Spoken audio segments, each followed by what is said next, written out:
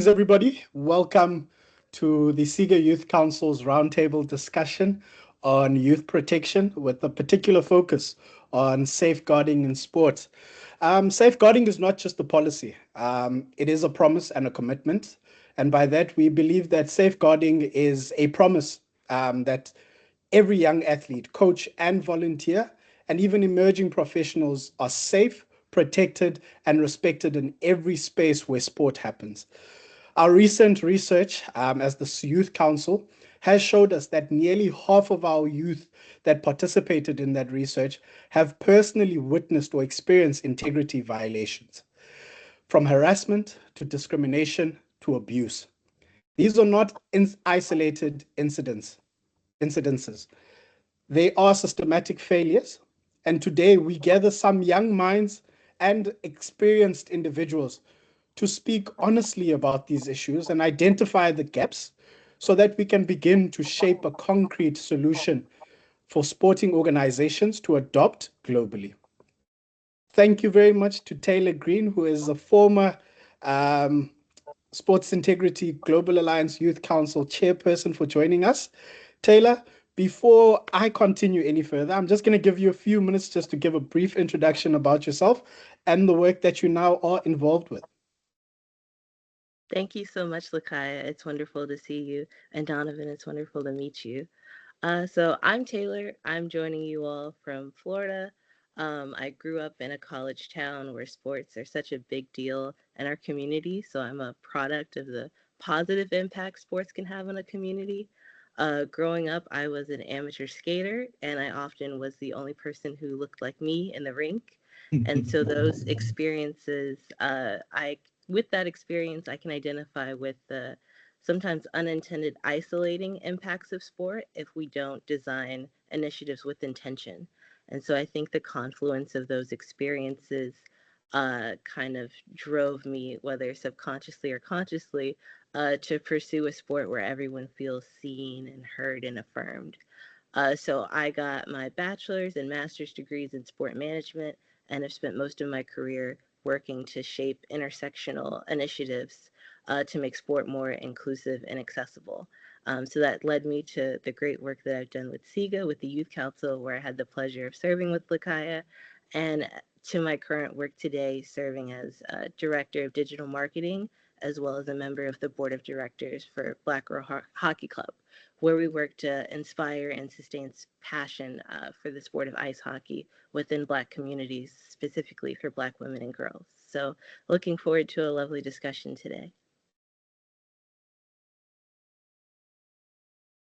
Thank you very much, Taylor. Really appreciate it. Thank you very much for joining us.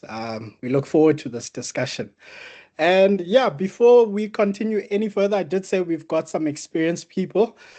Today we are also joined by Donovan Jurgens. Donnie, I'm also going to hand over to you just to do a brief introduction about yourself and the work that you do.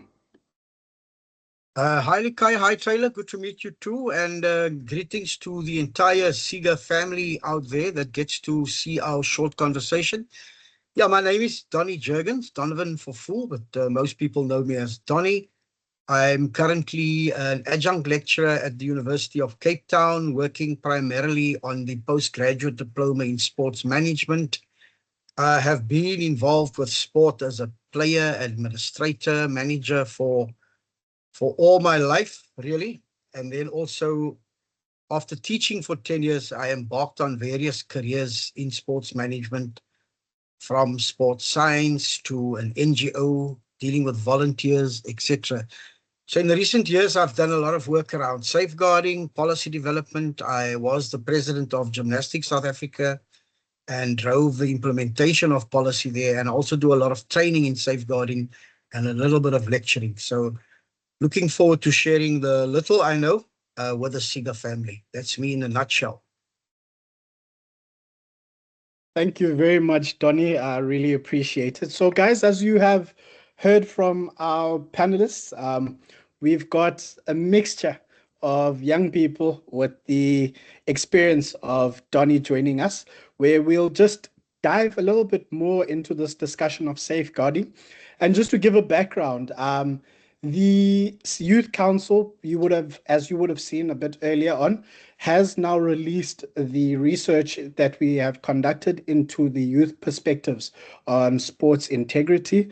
And we had over 100 respondents from 27 different countries that participated in the research, and more than half of our respondents have indicated that youth protection is a big, big, big element of sports integrity that often gets overlooked.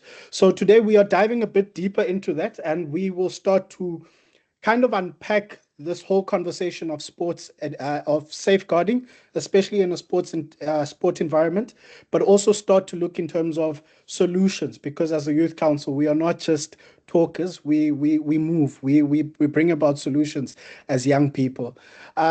Guys, just to put out a question to start things off. In your context, what does youth protection mean to you in the context of sport? Taylor, we can start off with you. Sure. So with Black Girl Hockey Club, our primary demographic are girls ages 9 to 18. So we primarily are dealing with people in the beginning stages of their career when it comes to on the ice. So with that, a lot of times we're dealing with learn to play programs or learn to skate programs, where people are just beginning to spark a passion in this sport. So we feel it's imperative that there is a safeguarding aspect as part of that from the very beginning.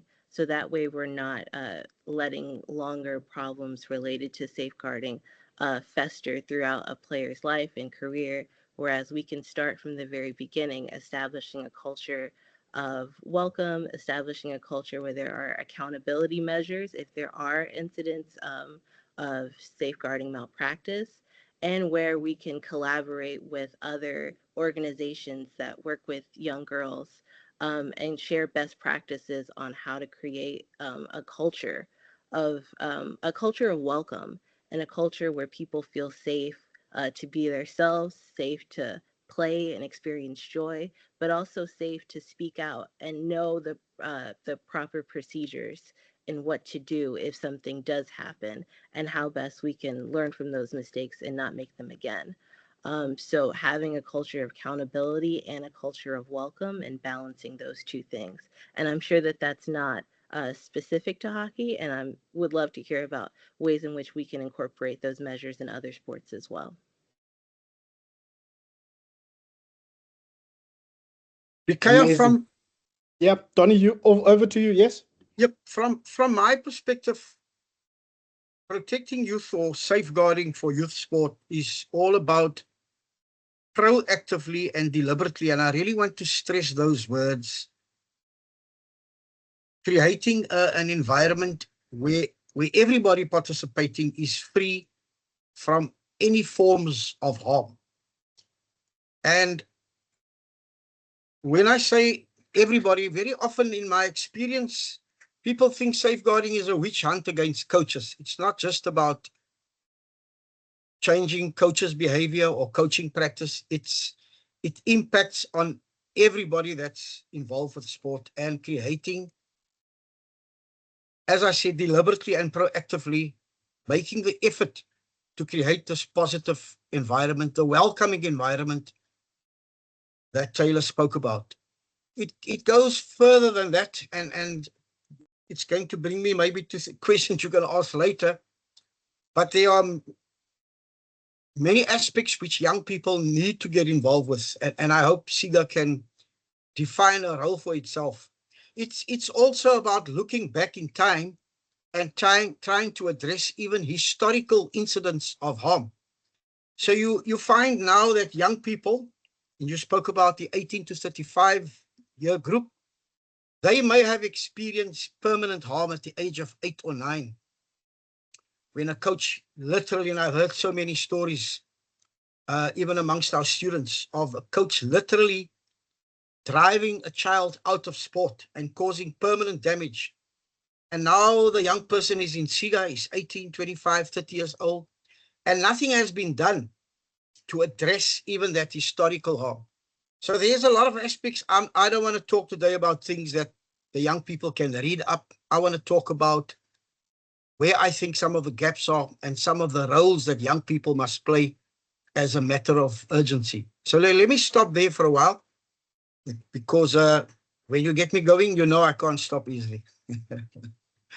Yes, thank you very much, Donny. Look, Donny, you touch on some imperative elements of safeguarding. I mean, just the two words that you mentioned of proactivity and being deliberate about it, which we'll come to a bit later on. And Taylor also mentions culture, which is often a very, very important factor in terms of just accountability itself.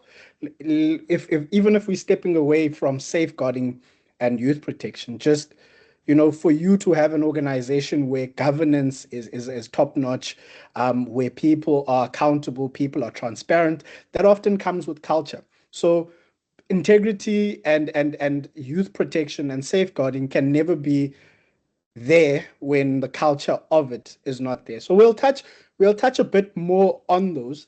Um, just to get us going, I do want to come to some sort of a definition of safeguarding. I do want us, as we progress, to define this safeguarding because I don't want somebody sitting at home to just keep on pondering and hear us speak of it without us somewhat coming towards a definition. And as I said, we do come from different environments. We are involved with different sporting codes and even different sporting organizations. I'm going to start off by giving you guys my definition of safeguarding, and I'm going to put it on the table for us just to pick apart. If you want to pick it apart, you can also add on a bit, to some of the things that I'll touch on. But when I define safeguarding in sport, safeguarding refers to the system of governance, particularly to protect athletes, children, young people, and vulnerable adults from any form of harm, abuse, neglect, or exploitation within sporting environments. When I talk of a system of governance, I'm referring to the policies, I'm referring to the processes and the implementation plan and process, even the actions taken to actually achieve this. When I speak of safeguarding within a system, it will ensure that everybody involved is safe. Everybody involved in the sport is number one, safe, respected, and treated with dignity. It will address the risk of physical harm, physical, emotional, and psychological, even sexual harm that can be identified and addressed before incidences take place. This is where our coaches, staff, volunteers, and even the organization get an understanding of number one, their responsibilities to prevent and also to respond to the concerns that will come up within this process. It is a system where we should have clear reporting procedures in terms of addressing existing safeguarding issues, but also mitigating against future harm. So, in a nutshell, that's how I'm going to put it on the table. And I actually want to open it up to both of you to kind of take it apart. Taylor, I see you've got yourself ready. That was so well said, Lakaya. So nothing to take apart, more so just to add. I really liked what Donnie said about it being proactive. So I would just add proactive and reactive to deal with the realities when it comes to safeguarding. Yes, we should implement measures to be proactive, but we also need to have appropriate measures to address, unfortunately, when something does happen and how best to deal with that in a manner that does not cause further harm and that can offer spaces for reconciliation, restoration, and moving forward in a better manner. I would also just add with creating the policies and procedures, making sure that we're being intentional about vulnerable groups and whatever that means to the specific sport or the specific policy. Leaning on my own personal experience, sometimes when we have very broad or overarching initiatives, sometimes people can fall through the cracks. And even in something as important and necessary as safeguarding, if we're not specific and not out loud and on purpose with something this important, um, we can still leave behind some. So just making sure that we're creating equitable measures as well that prioritize those who need safeguarding most. Thank you very much, Taylor. I've taken some notes. I'm going to hand over to Donnie before I just come back to these notes that I've made. Likaya, in terms of definition and understanding, and let me firstly preface my response by saying this is one of the biggest challenges, in my opinion. It's a complete lack of understanding of what safeguarding is all about. So I'll come back to that maybe controversial statement. But for me, when I define safeguarding, I speak about action. People taking action, any kind of action to create this safe environment free from harm. And I emphasize the word harm as opposed to abuse or exploitation, etc., etc. My experience in South African sport, for example, almost 100% of the federations in South Africa, the sports organizations, maybe that extends to NGOs, I don't know, I can't speak for the rest. Everybody has a policy. And the reason they have a policy is because they were forced to have a policy. They had to have a policy in order to comply, because we passed a resolution and said, if you don't have a policy, you cannot belong to this organization. So now everybody has a policy. 50% cut and paste the policy from some other policy. Now that is not safeguarding for me. So you spoke about systems and policies, etc., etc. That is not safeguarding. Implementation. Now when you ask them, so what is your plan? Then you hear all sorts of excuses. The government has cut our funding. We don't have any money to do safeguarding. When they must go for Olympic qualification next week, they suddenly have all the money in the world to fly 10 people with blazers and entire squads, but they say we don't have money for safeguarding. So for me, again, I want to stop there, and I'm going to make more controversial statements later, promise you. But for me, there's not enough action being taken. And that is where an organization of young people like yourselves, there's a huge responsibility to lead action. Let me stop there. Yeah. Thank you very much, Donnie. Guys, within the definition that I would have given and just the brief start of this conversation, we've mentioned culture. We've mentioned a few words such as proactivity. And Taylor brings up a point of being able to also respond and be reactive to the issues that come up. And most importantly, Taylor, you mentioned something where you say, without causing further harm. A lot of the time, when safeguarding issues come up, and I'll say this, there's a sporting federation, Taylor, just to give you context, within South Africa. Donnie shared this article with me last week within the class, Donnie, where there's an article where within hockey in South Africa, South African Hockey Organization, there's an issue of safeguarding that's come up. And the response, how everything was responded to, is what now the alleged, and I'm going to use the word alleged, Donny, the alleged perpetrator is now fighting against the federation to say the process itself of getting to a solution, of responding to this issue, has somewhat caused harm to them because they weren't given the opportunity to actually respond to the allegations, and given a fair trial and fair opportunity to state their opposite, their side. When we get issues of safeguarding, and I say this because if we are speaking about safeguarding people against harm, Donnie, as Donnie says, it's not just physical, emotional abuse, it's any form of harm. When somebody comes to report harm, as the old saying goes, there's always two sides to a story. And some people even say there's a third side, which is often the truth, because One person has their perspective, the other person will have their perspective, and then there's the truth with which everybody tends to deviate from, and then it just differs how far off from the truth people deviate. Taylor, with that point of not causing further harm when we respond, I want us within your organization, number one, have you guys experienced any issues where it has been raised, where harm has been identified, and some of the actions that you guys have taken that are not harmful, that speak to that element of not causing further harm when you do react and when you do respond to such? Yeah, that's such a great point. I think one issue is that we try and make all of our measures very decentralized and democratic, which I think is a good thing in theory.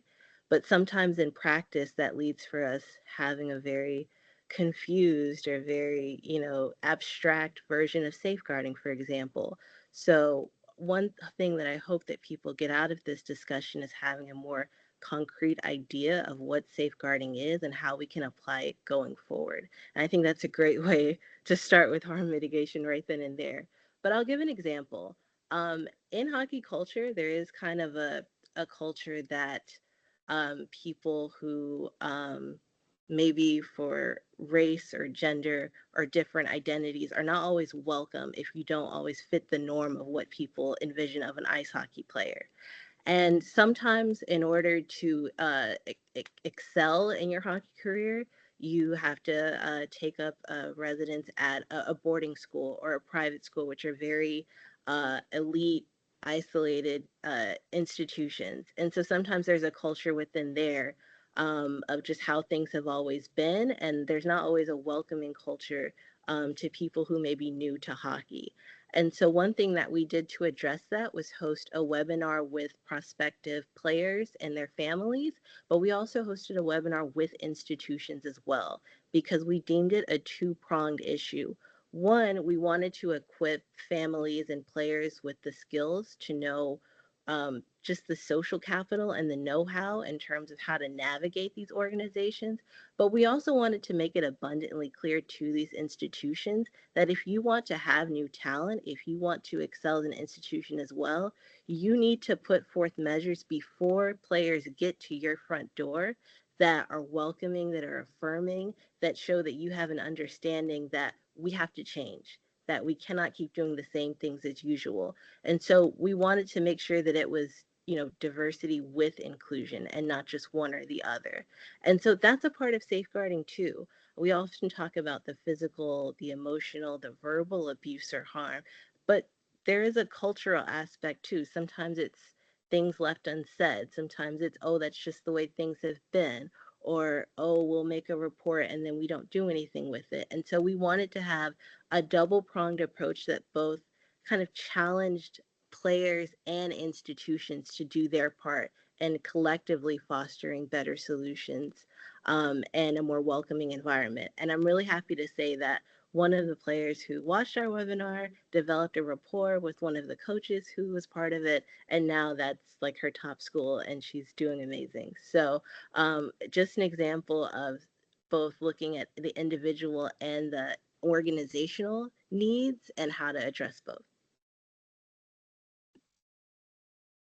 Thank you very much, Taylor. Donnie, I'm not going to give you the same question. That's good Donnie, I want because I us, already forgot the question. no problem. Taylor mentions something very important in the issue that she's identified. And something that I love, Taylor, is that you guys have deliberately identified that safeguarding is a two-way street.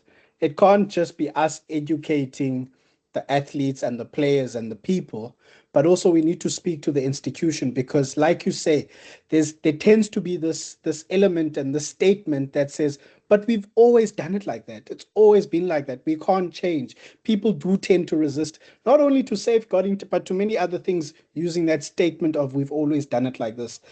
Donnie, you've been part of, from a South African perspective, and with SASCOC, which is the South African, you are going to correct me on this, South African Olympic no, South African sports.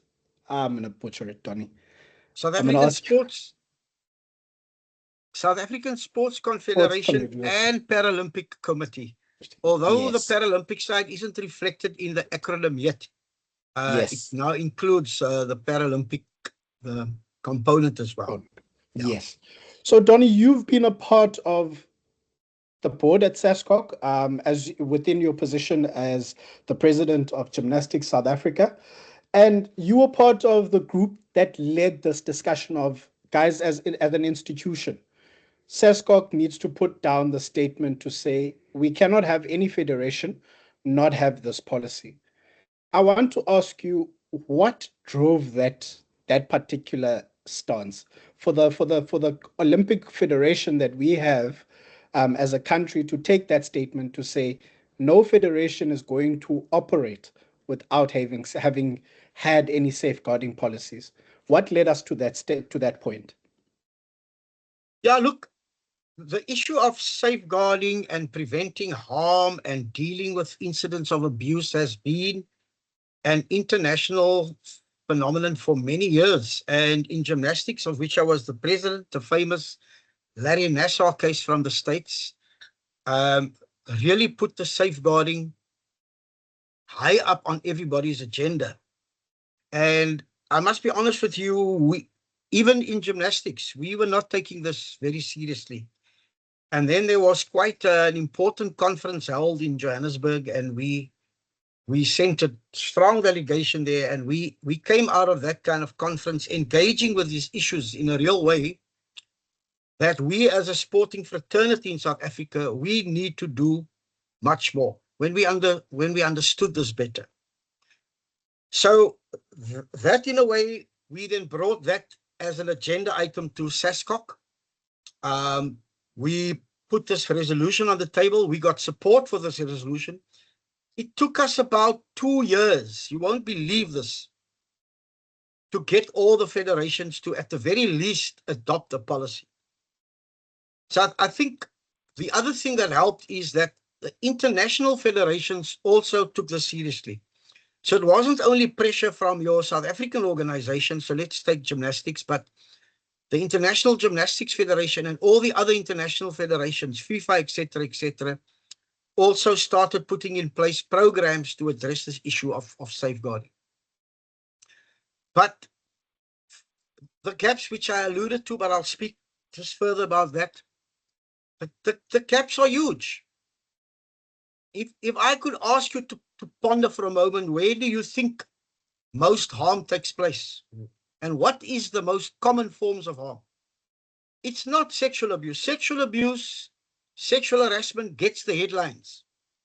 It gets the court cases. It gets the hearings that you speak of. That is a tiny percentage of the harm that happens. The harm happens when a coach, way past his or her prime, that couldn't achieve what they wanted to when they were young, starts screaming at kids because they missed an open goal. When parents start abusing the opponents, when children question the decisions of a referee, when children bully each other. So harm starts at community level, at club level. And where is nothing being done about safeguarding? Nothing. Primarily in communities. By now, if a federation takes safeguarding seriously, every club in this country, every club should have one, if not two, safeguarding officers. If you were to ask around now, you're going to count on your fingers and maybe your toes the number of clubs. In gymnastics, we forced our clubs. You want to be a member of gymnastics? You must have a safeguarding officer. We want their names, etc. So we have safeguarding officers. But are they fulfilling their roles? Are they reporting? Do we have statistics? Do other federations have statistics? And controversially, and I hope members of federations hear this and say, no, you're talking nonsense. I'd be happy to be proved wrong in this case. But the safeguarding agenda and preventing harm, it's not about an agenda and systems and policies. It's about action to prevent harm. It is not happening. where it is needed most, right down at community level. Thank you very much, Donnie. And I think, Donnie, you move us to the question that I actually had, where my next question was actually going to be that where do we see the biggest gaps in safeguarding, in the safeguarding system within our organization? And I want us to dive deeper into that element that Donnie speaks of, Taylor, where he's saying that people are now implementing policies. The federations are implementing policies. We are seeing that people are doing these policies, putting out these policies. And often, as Donnie says, it's just a tick box exercise to have those policies because it's not filtering down into the daily operations of the sport itself. So if we are speaking of Gymnastics South Africa is the administrative side of gymnastics. There's the clubs that participate in gymnastics on a daily basis. And bringing it to hockey, Taylor, we'd have the International Hockey Federation, which would deal with the policy and set side policy to say for safeguarding, everybody needs to have a safeguarding officer. But down at an organizational level where people are engaging in hockey on a daily basis is often where the biggest gap is. It's often where that policy isn't trickling through to. I actually want to put it to you now, Taylor, in terms of, sticking to the reporting mechanisms. What would be the most trustworthy and youth-friendly reporting system look like? What would it look like? Because yes, we are saying that it's not happening, but I think more importantly, we need to start developing an idea at least of what a reporting system looks like. Because now that Donnie's spoken, a lot of people will get an understanding to say, listen, I've probably seen some parents on the side of the field screaming at kids on the field, screaming at opposition, screaming at parents. But now, what does a reporting system that is number one, youth friendly, but also number two, trustworthy? What would that look like? Yeah, that's a great point. One thing and something that the SIGA Youth Council does well is to include young leaders in the process. So instead of talking down and talking about and making policies about young people, including them in the process and asking them about what best would work for you, I think would be really important. Also, having establishing trust within a team. So maybe a teammate or a player doesn't feel safe necessarily going directly to a coach or an administrator, but there's a trusted captain on the team or a trusted teammate within a team that they feel comfortable going with together, and perhaps that brings more credence to their argument because there's already another person there to validate one, their harm and what has happened to them, but also their claims and to speak up on their behalf too, especially if they don't feel comfortable speaking up directly. But I think those two things are two things to start with. Before I worked with Black Girl Hockey Club, I also worked with an organization called Common Goal, which seeks to connect kind of global football for good networks. And one of the things that we did with an organization in Detroit with an initiative that sort of reimagined the football or soccer pitch as kind of a classroom for community and connectivity. And one of the things that we did was we asked, players, coaches, parents, sort of brought everyone together and asked what were some good measures to improve the culture and improve safeguarding measures. And this was one of the things that they suggested as well, was not putting the onus only on one person, and especially the person that has been harmed. That's a big weight to bear. Mm. So including another teammate, perhaps, or a captain, and having that be part of their responsibilities as well. Thank you very much, Taylor. I think, from what you've just shared now, very important. It's a very important point because often when the conversations of policy and developing strategic plans for organizations, young people are often left out. We are often left at the door to say, let the older people deal with the planning, and then they bring us a plan to say, guys, move, this is the plan.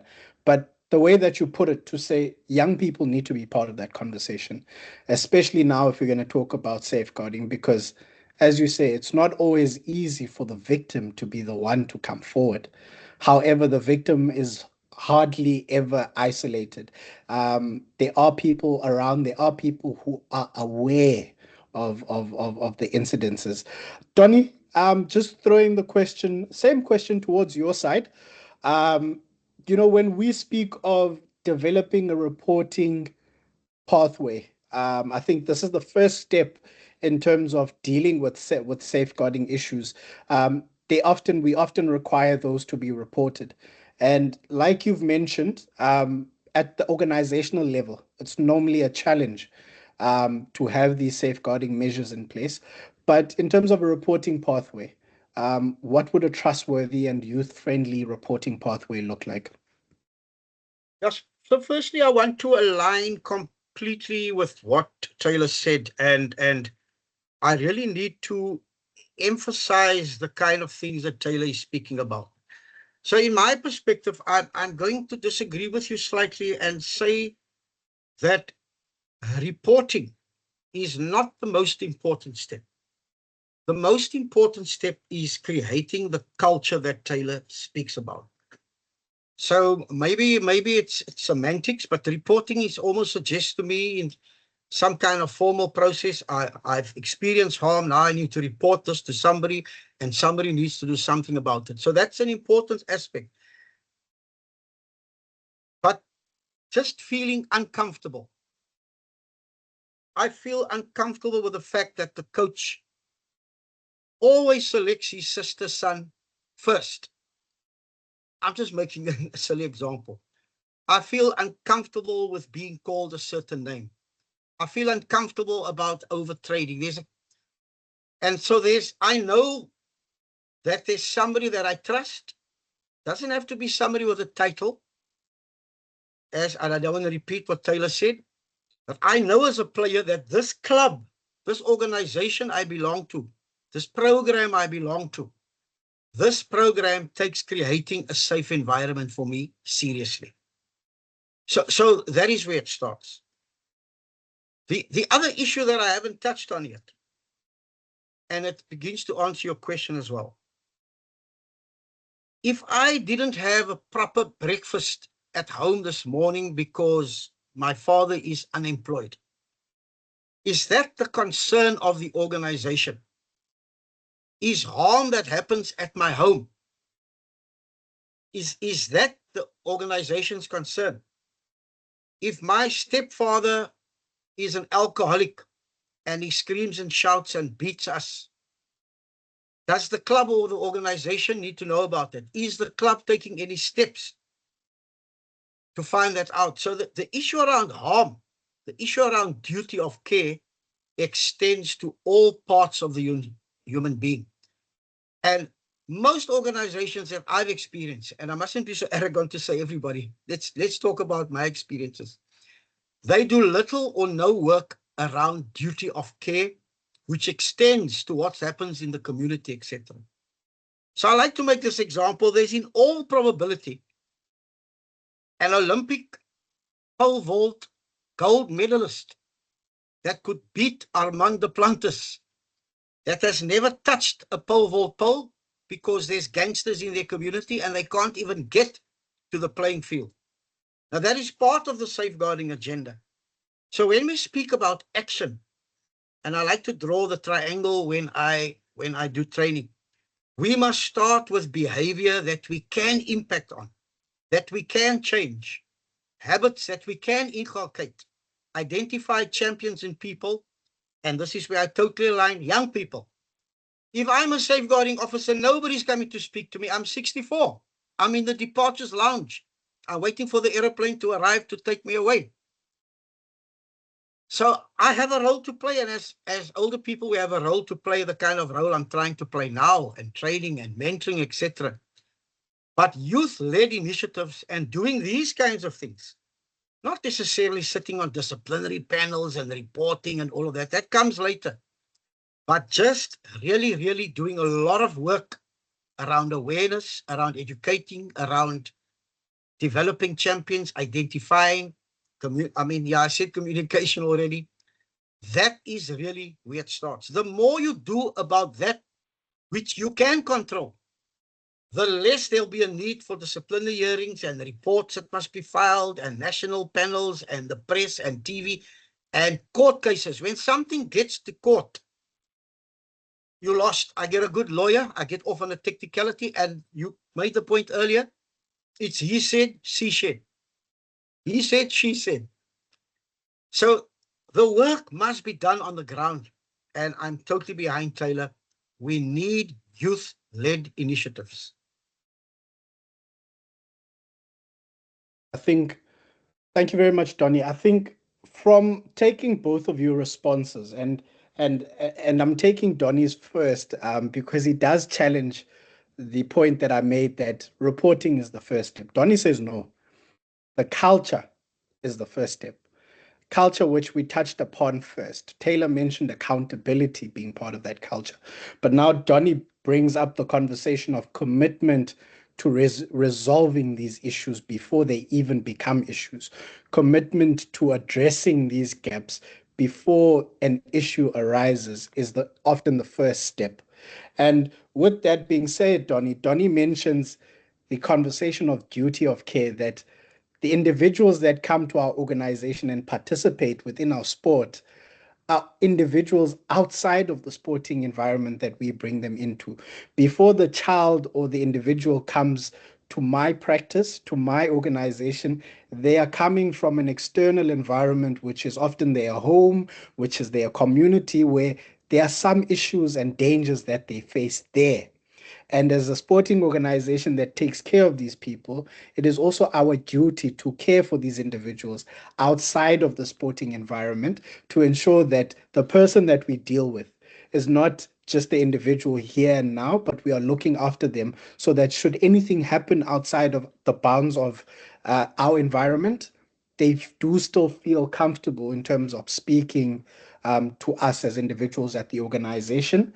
And so that when also coming to Taylor's point, when the issues happen within our sporting environment, these individuals also feel the presence of the organization and the support of the organization to speak not only to somebody who has the title of being a safeguarding officer, but particularly to their teammates, to their peers who can support them in the process of reporting this. So I like what we are coming to. And it's also shaping a lot in my head in terms of challenging some of the notions that I've personally had. And just moving now to a growing concern. Um, in this day and age, social media, the digital space is a massive. It's become massive to a point where organizations that aren't taking social media and the digital space seriously are finding it a bit difficult to grow their organization. Digital presence is has grown to become a very influential element of not only organizations but individuals as well. That brings us to the conversation of digital safeguarding, where we have often seen online bullying, doxing, grooming, and harassment on the increase. How can we as sports organizations protect our young people within the digital space?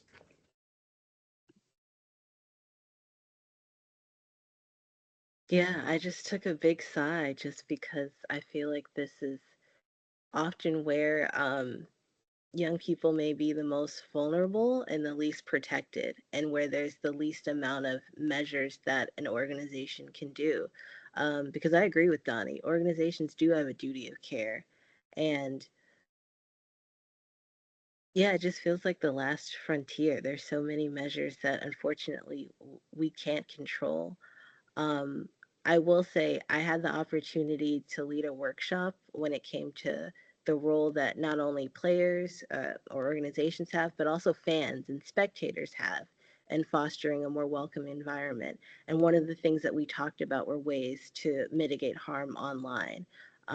With sports, there's a lot of passion, there's a lot of loyalty, and sometimes with that, people can get out of hand.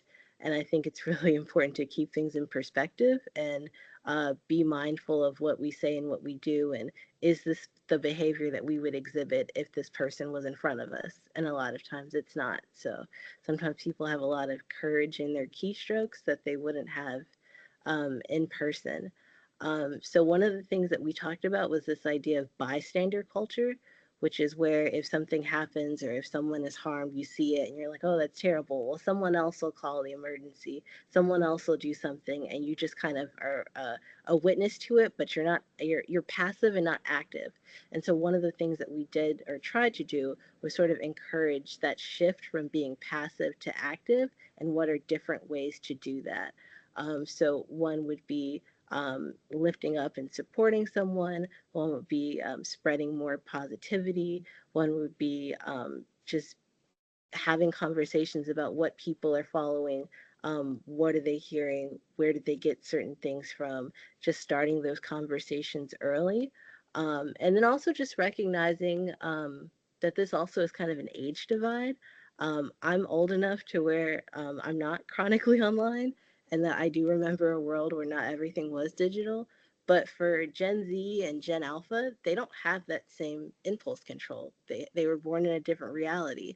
And so just giving a little bit of grace as well when it comes to how we interact with one another online and issues of civility. I know that's not super, fun to talk about these days, and being polarized and tribalized and being an echo chamber sounds so much more fun. But this too is a part of safeguarding as well. So yeah, I would like to see more conversations on this and how we can all do better and be better for each other, not only in person, but online as well. So hopefully, throughout this month of integrity and action, we can put forth more measures for this as well. Thank you very much, Taylor. Donnie, I'm going to shift right straight into your answer for that question of what can we do um, as sporting organizations to protect our young people in the online space. Yeah, so I think I firstly want to just align with what Taylor said. It is a difficult space because it is so broad and there are few controls. It's tough to control the environment completely. But just doing more than what we are currently doing. So for example, if I'm going to take a Facebook page or WhatsApp group, um, just using those two examples. So it's to have some kind of guidelines and education. What is the purpose of this Facebook page? So that everybody understands. And then what is allowed? What is acceptable behavior and what is unacceptable behavior? But then the big thing is to have people that can play a very proactive role in trying to control that. And that's often where the first challenge lies. Now, immediately your young people will say, is this old man smoking something? We're already just battling to survive. Where must we now find people that's going to look after our social media pages? We don't even have money. We don't have this, we don't have that.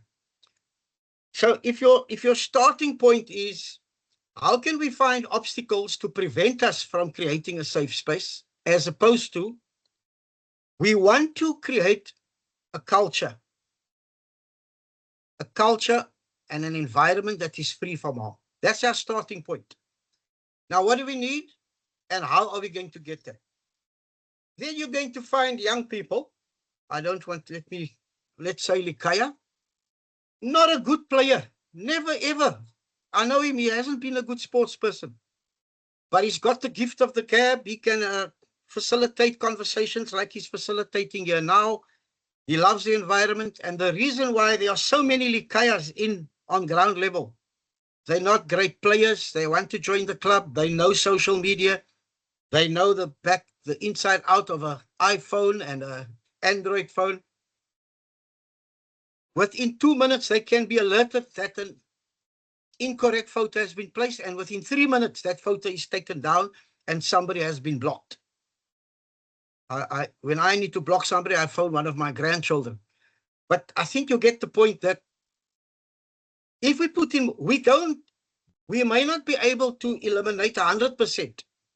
We may only be able to eliminate 30 or 40% of poor behavior. But that is already infinitely better than doing nothing. The other challenge for me is that apathy and looking the other way is a huge challenge. We see harm happening. We go online, we see things happening, but we do nothing. We just scroll on. We scroll on. We don't pause for a few minutes just to comment and say, this is not acceptable. I don't agree with this. This is wrong. So there is a lot that can be done with limited resources if we take the position that we need to create this culture. And surprisingly, resources will fall into place. There's so many partnerships, there's so many NGOs, there's so many government departments that wants to help, but nobody's approaching them, nobody's asking them, because nobody's taking this seriously at ground level.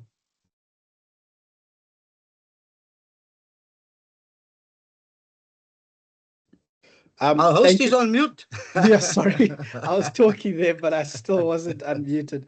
Thank you very much, Donnie and Taylor. I think with that, some very critical points have come from that. Um, Number one is the bystander culture that Taylor has mentioned. And Donnie, you towards the end there, you are also alluding to it to say we are aware that these things are happening. However, what are our actions as individuals outside of the organization? If I go onto social media and I see harmful posts, what am I doing about that? And I think this is a challenge to young people to say, really, guys, what are we doing as young people when we are seeing this harmful post on social media? When we are seeing horrible things on social media, horrible pictures that are being put up, harmful comments that are being made about people on social media. And recently, I actually found myself the other day, just to speak and bring this to reality, was I can't exactly remember, but it was within our local football community. And there was a post that people were laughing at on social media, thinking it's funny because a player had missed an opportunity and the team eventually went on to lose. But people were going on bashing the person and even putting up weird pictures. And a simple click on the three buttons to report the post goes a long way in terms of addressing it. And it's simply those small things that we need to start doing and get rid of Absolutely. this bystander. Yeah, get rid of this bystander culture where I'm just sitting there thinking that somebody else will notice it, Exactly. because the next person has actually got that same mentality to say, oh, the next person's going to see it, and Yes. eventually it moves on without ever being addressed. So as young people, we actually need to take that stand to say, I am the next person that is seeing it and doing something about it. And as Yep. we've said, we don't have to have titles to do this. And the nice thing about social media is when you do report something, you do remain anonymous. Nobody knows that you've done it. It's just a simple thing. And it also protects you as an individual, because once you've reported something of a similar nature, similar posts won't come your way. Number one, you're protected. But also, number two, you've done something about an issue. And I think, Donnie, you mentioned this thing of we want to create a culture free from harm, and those small impacts still counting towards something. Yes, me clicking the report button on social media is not the biggest thing that I can do, but it is that small step. Yes, having a young individual who can come into the organization on an intern basis or on a voluntary basis just to look after our posts and to look after our social media pages, so that when these things do pop up on social media, the organization is also taking a stance on it. And Taylor mentioned something about having more conversations, which is coming to the point of education and empowerment. Because my next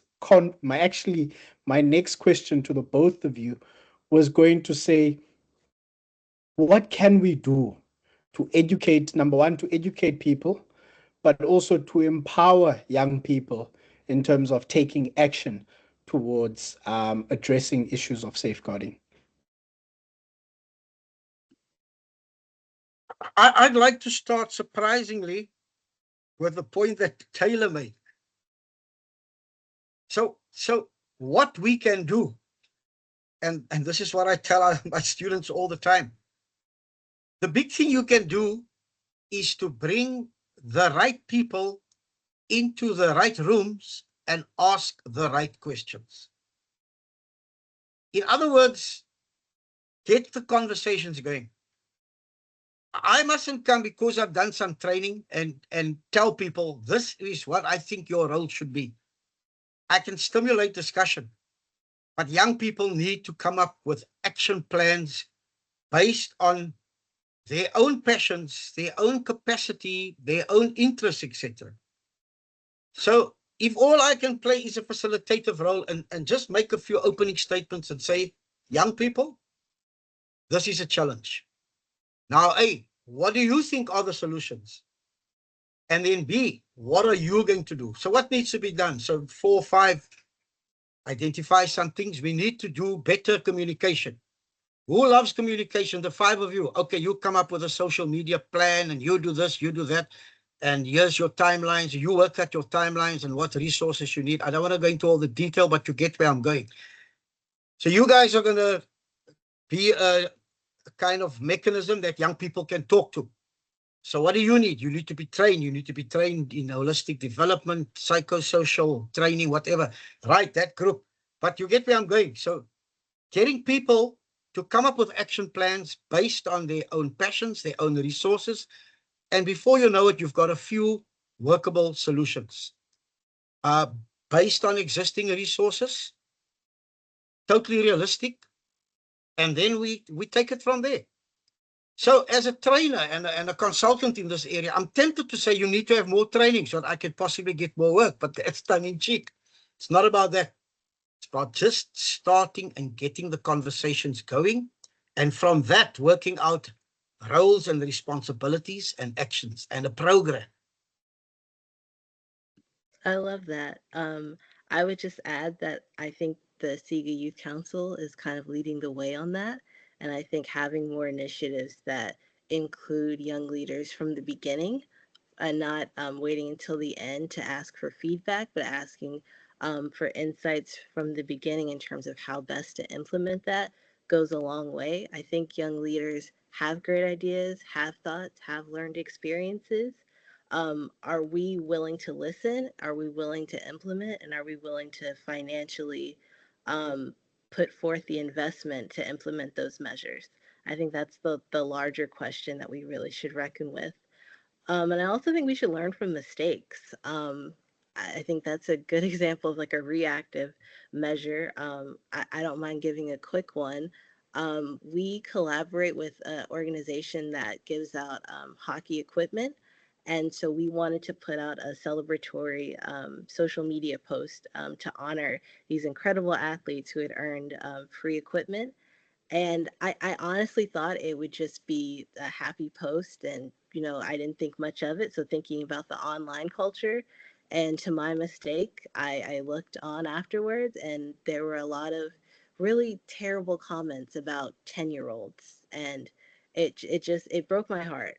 And so going forward, I think I would be more mindful that, even though it's something that is meant to be positive and celebratory, online spaces are not always for that. So I would just be more mindful of ways to regulate and put forth measures to make sure that when we're talking about the most vulnerable among us, particularly children, that we limit comments, that we remind people to be mindful of comments regarding children who have done nothing wrong and who actually have done something very good and things that we want to see in children. So just putting forth certain measures, both online and in person, to do our best to regulate those things. Yeah, thank you very much, Taylor, and very interesting perspective.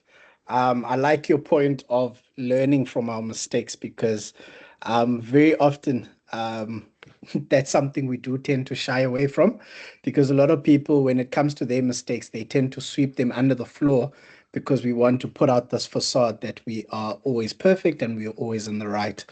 Um, as we start to wrap up the conversation, I do want to pose a question to the both of you, a proactive question that is, if we could redesign safeguarding the conversations around safeguarding and safeguarding systems, going back, way back before time, or let's say we are starting on a clean slate and we are designing our safeguarding systems, what would be the first three things that you guys would say are very critical if we are to implement safeguarding practices in the right way? Should I start? I was hoping Taylor would start. That gives me time to think. I can start if you want. Go, Taylor. One thing I would do is lift up disabled communities in sport and lift up adaptive sport. I think that's a prime example of a demographic within sports and within the conversation of safeguarding that is not included in these conversations, but very much has the most to offer in terms of how best to create a sport free from harm. And when we think about, um, you know, people who can fall through the cracks of well-intended initiatives. I think first of all, not looking at disabled sport or adaptive sport as something that's ancillary or something kind of on the fringes, but very much an integral part of this conversation would be a really good way to start that we often don't. So I would start there. And perhaps this month and these panels can start leading the way on that as well. Yeah, I think I don't want to repeat, but what I've been passionate about throughout the session is what I perhaps want to emphasize as we conclude. So in the world that I work in, which is primarily the world of sports management, sports administration, sports federations, sports organizations, these organizations have leaders. And so for me, the biggest challenge is leadership, the understanding of leaders about what their roles and responsibilities are. So if you were to ask about prioritizing, I would say that putting the onus on leaders and engaging with leaders to internalize and embrace this notion that we need to create a culture that is free from harm. Um, and, and from that, everything else stems. Then from that, then means bringing together, looking at all the structures in the organizations, from the clubs to the coaches, to the parents, to everything. And then asking, what does it mean practically to create this culture? What are the roles of parents? What are the roles of sponsors? What are the roles of coaches? Identify what are the roles of young people. And then out of that, and my final then is to come up with simple action plans and focus on changing behavior. By the time it comes to the code of conduct and disciplinary hearings, and then from there, people being reported to the police and being sent to jail, it's too late. Focus on changing culture and changing behavior. And I like to say to the students and the people I train, that is fully within your control. There are no lawyers, there are no court dates that you must wait for, there's no police, there's no social workers.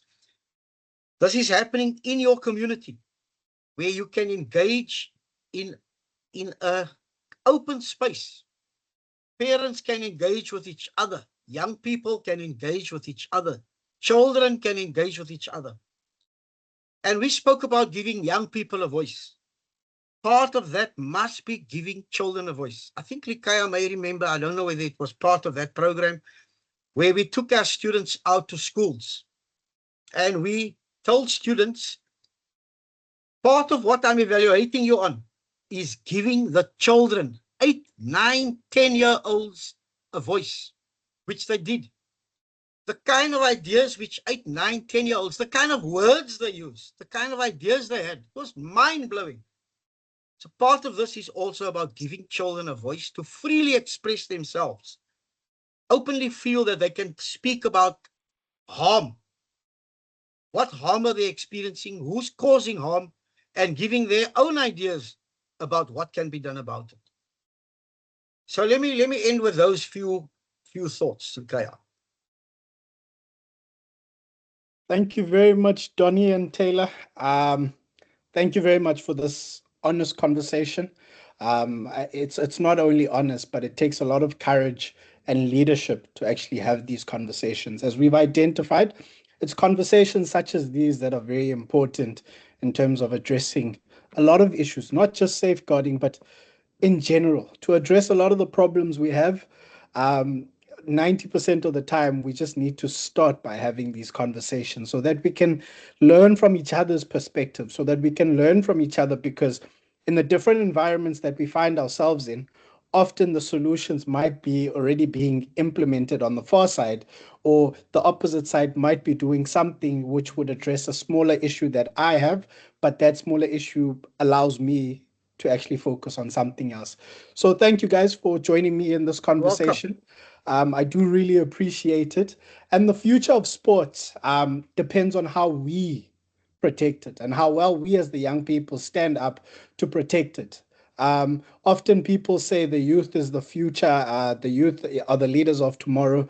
Gone is that notion. We are the here and the now. We are Absolutely. here to take action so that there is a future. We are here to protect the present so that the future generations that come even after us have a future to work with.